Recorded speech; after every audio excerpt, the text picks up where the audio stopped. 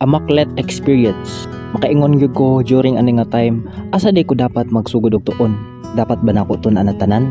Gikan sa elementary padung sa college, ang pag-overthink sa kaugalingon kung makapasar ba ko ang mga gabi nga sige huna-huna kung unsa gi manggawas during sa maklet examination, ang mga pagsakripisyo sa mga gabiing magbilar ug dugay kay makatulog aron makatuon lang og banat na pag-iusahay ma-question ni may kaugalingon, makapasar ka ako, makagraduate ka ako, sure na ba ne? Pero gi always remind lang pud akong kaugalingon nga fighting kay wala mong goy permanente pud aning kalibutan na sama ani mga pagsulay sa kinabuhi. Pag-abot sa adlaw nga nag-take na may sa maklet examination, bisag dili sure sa mga gipang answer kay tungod wala nang gawas ang ubang gipang tun-an, pero ni ana lang pud ko sa Ginoo. Lord, tabangi ko aning mga pangutana sa test question nga masabtan ako og makomprehend nako ni. Pag human sa exam dako kay akong kalipay kay human na ra gyud.